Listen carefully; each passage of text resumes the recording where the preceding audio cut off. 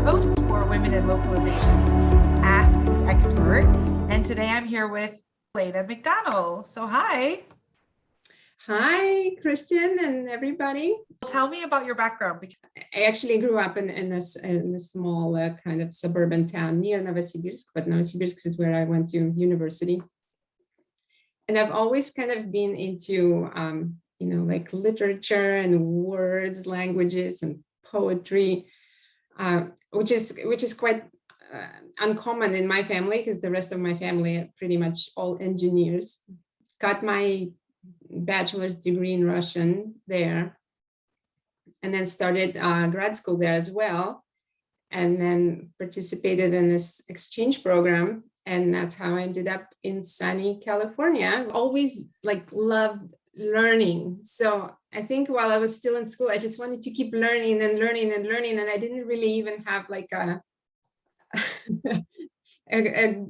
clear path in mind, career-wise. But well, tell me what else. Tell me about anything else about your background. Being helpful to me, I think, and not just in my career, but I think in life in general, probably, is kind of this never-ending pursuit of knowledge. As humans, sometimes we tend to cling to the familiar, and we love our comfort zones, our routines.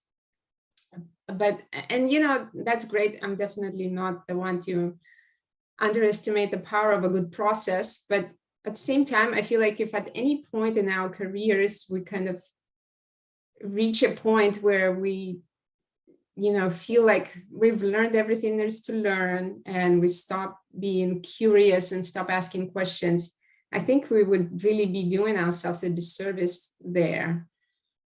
So I'd like to encourage all our viewers and listeners, if you've ever been curious about something or wanted to learn something, but maybe you thought, oh, I'll never be good at that, or it's too late for me, or it's too hard, all those excuses that we make for ourselves sometimes.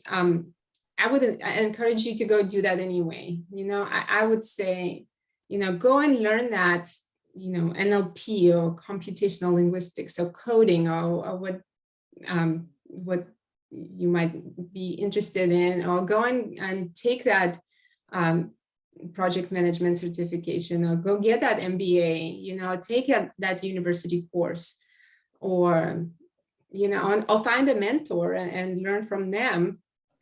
And especially now, it's so easy to do that. There's this vast sea of resources and learning opportunities, and that's so great, we did not have that, 10, 15 years ago.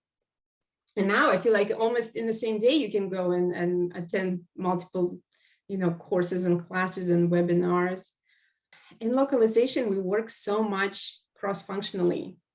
And we work with so many different teams. We work with product, we work with marketing, we work with, user experience, engineering, you name it. So I feel like at this point, that's almost a requirement for us to learn, as much as we can about those areas. Yeah. Absolutely. This is great advice. So then the wisdom, if I were to say, what is some wisdom from your career? It's like the never-ending passion for learning. Yeah.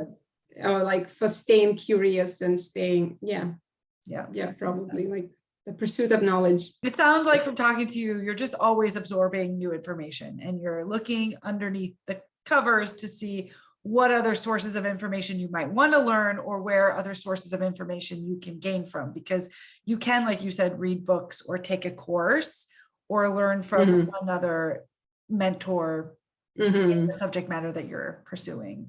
Absolutely. Okay. Is there anything else outside of learning and localization that you're passionate about? I've always been passionate about volunteering, volunteer work. And I feel like not only is it a great way, to give back, but you can also learn so much, and maybe learn things that you wouldn't necessarily have an opportunity to learn in your main job. And here, you know, like I feel like the sky is the limit there, because there's so many amazing organizations and causes that you can contribute to. You know, we have all these humanitarian organizations, we have Translators Without Borders, we have Women in Localization, and you know, you might have some, you know, local chapters or associations that you could volunteer for. And personally, I've volunteered for many years for TED.com, and it's just been an amazing, you know, journey. So wonderful and so rewarding. And you know, starting with the fact that the first talk I subtitled for them was a talk by Stephen Hawking, and to me that was, at the time, it was mind-blowing. Not at the time, still is.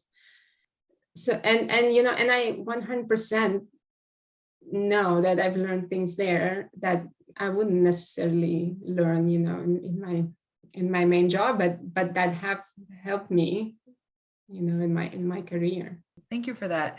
All right. Well, I mean, Elena, it's really interesting talking to you and the wisdom you've shared on just kind of always being curious and constantly learning. All right, I'll let you go.